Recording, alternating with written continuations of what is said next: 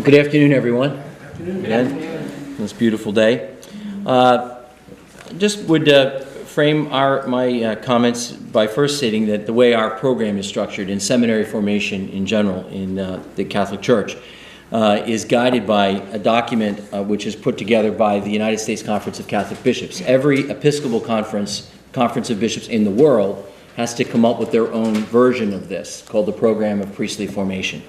And this is the 5th edition. The first one came out in the 1970s. And it was pretty much really structured more recently, though, based on some teaching that came from Pope St. John Paul II in 1992 when he published an apostolic exhortation following a synod on the priesthood in the early 1990s. And that exhortation was called Pastores Dabo Vobis, I will give them shepherds.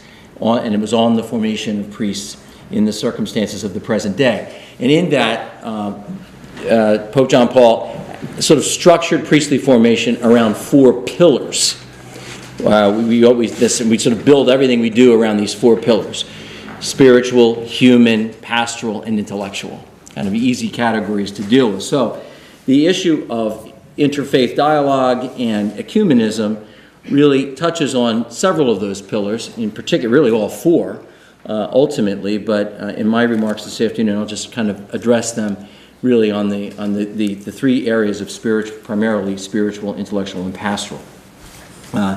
The formation of priests and the program of priestly formation is also rooted in other teachings, most especially the teachings of the Second Vatican Council, which are sort of normative for our understanding, particularly 3 of the major documents: the Dogmatic Constitution on the Church, Lumen Gentium, Christus Dominus, which is the pastoral office of bishops, and then Presbyterorum Ordinis, which is the ministry and life of priests. So we take all that teaching from Vatican II and find in there where it talks about interreligious dialogue and ecumenism as part of priestly formation. What we see in that teaching and in other documents of the Second Vatican Council is some basic principles which have to then be expressed in the formation of priests. First of all, the Catholic Church separates the different faith traditions into 3 broad categories when we approach this. First, other Christians, and the Judaism, and then other religions. And one thing is the same, the thread for each of those general 3 categories is, number 1, approach the other with respect, of course. Number 2, respect the freedom of conscience to the followers of each tradition. And then number 3, do not use dialogue as a means of proselytism. So, however, allow freedom of conscience if an individual wishes to change their affiliation and membership. So, but the main approach is always respect for freedom of conscience, and this is not about trying to make more Catholics. So these basic principles are, and the goal then for each of dialogue with each of those areas is kind of based on our relationship. So it would be ecumenism, Judaism, and then all other religions, including Islam. So focusing first on ecumenism. In the program of priestly formation, this whole area falls within that pillar, first and foremost, of pastoral formation, the pastoral skills that future priests would be developed. And the aim of pastoral formation in general is to form true shepherds who teach, sanctify, govern, and lead. And that implies that they will be formed in certain essential elements. And there are a number of them, of course, the proclamation of the word, sacramental dimension, the missionary dimension, the community dimension, skills for effective public ministry. But among these essential elements is religious pluralism. That to be effectively formed as a shepherd in the pastoral dimension of his ministry, a priest needs to know, appreciate, and learn how to work within the ecumenical and interfaith context that forms the backdrop for life in the United States and for the Catholic Church in this nation. Again, thinking in terms of forming priests for the United States, primarily, which is what the mission of St. Charles is. So as we look at that, with that as a challenge, we also find that the program of priestly formation wants to get practical about that and how knowing that religion, where will be the areas of interaction with that pluralistic, religiously diverse culture in which he's going to be ministering. One area is within institutions where he's going to have to serve and minister. So the practical realities of working, for example, going in to visit the sick in the hospital, and effective interaction with people of other faiths who are also caring for the sick in their own, according to their own faith tradition. So ensuring that seminarians have the experience in their formation as priests to be able to do that effectively. Again, keeping in mind those broad points of respecting other individuals, respecting other individuals' consciences and faith traditions. The other area, the other pillar which this would fall under is actually in spiritual formation, where the program of priestly formation challenges seminaries to create opportunities for interfaith dialogue and prayer, shared prayer experiences. Again, that sort of common development of community that would be there. And then, of course, the other area would be intellectual formation, coming to understand and to know about other faith traditions. The Catechism of the Catholic Church talks about how ecumenical formation or understanding of other faith traditions, particularly other Christians, is really something we strive for all of the faithful, for all Catholics, but it's particularly important for priests because it is the spiritual formation of the faithful and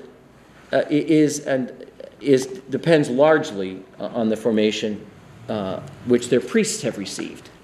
So how important it is to get the priests to understand, the future priests to understand this. And again, we're looking at the Second Vatican Council, the decree on ecumenism of the Second Vatican Council, Unitatis Redintegratio, for anybody who's taking notes. It is most important that future shepherds and priests should have mastered a theology that has been carefully worked out in this way, and not polemically, especially with regard to those aspects which concern relations with other Christians and people of other faiths. So, in other words, it's not to understand the other points of view, to understand other faith traditions, but not so that it would then be used in a polemical way or a confrontational way. The program of priestly formation also challenges us to have a course in ecumenism and to integrate ecumenism into all the study of theology as much as possible.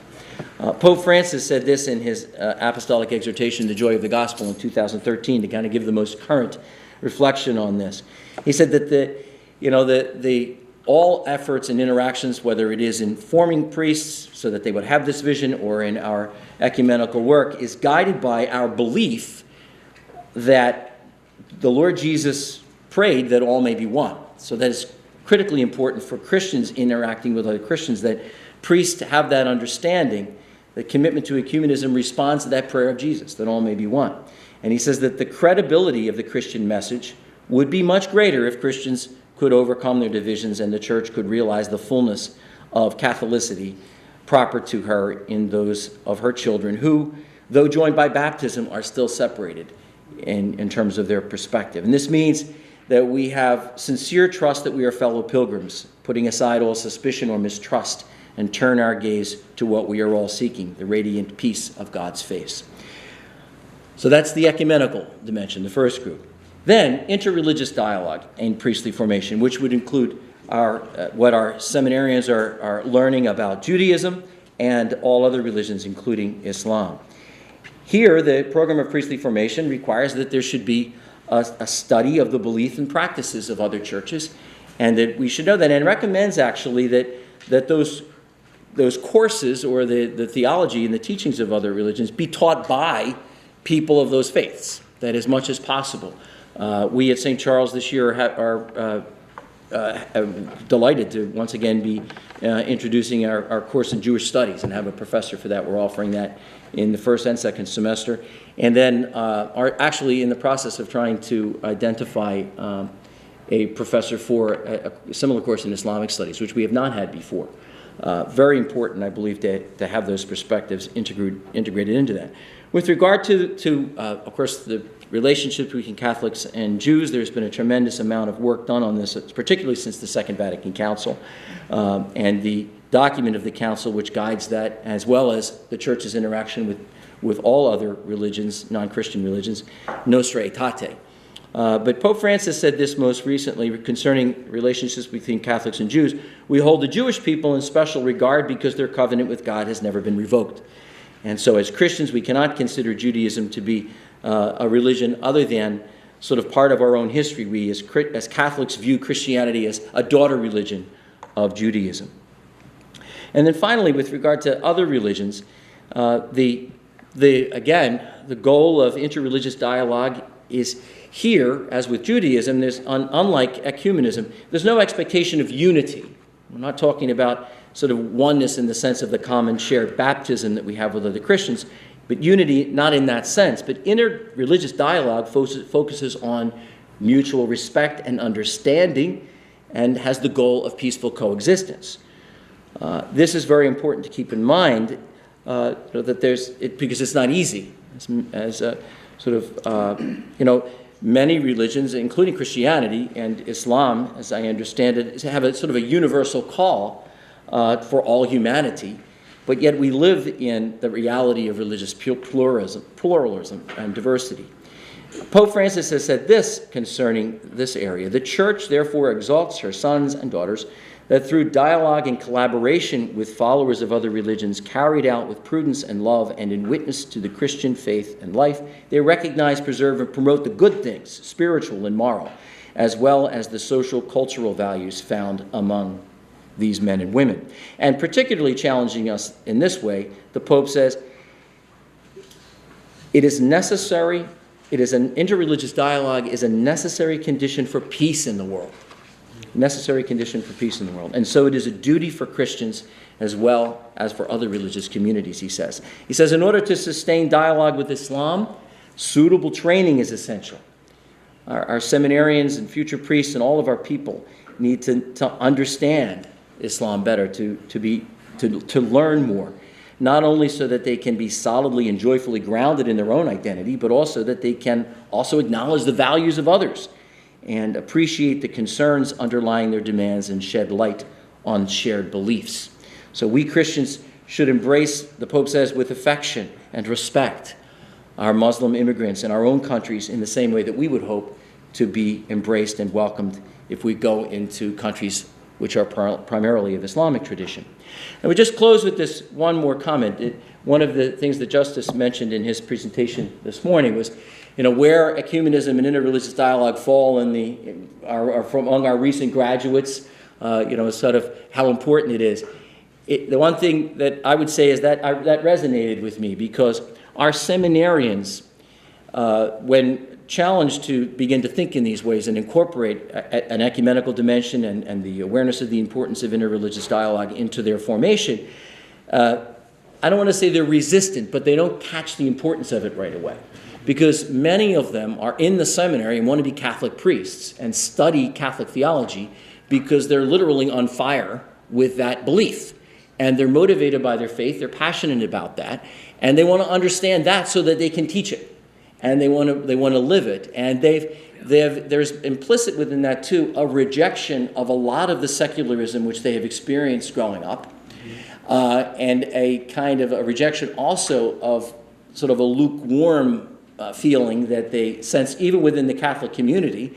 And so they're kind of zealous with this, and we're saying, well, we're going to have to, you really need to temper that a little bit with, really to be effective, you're going to have to be able to interact with people who have a different perspective.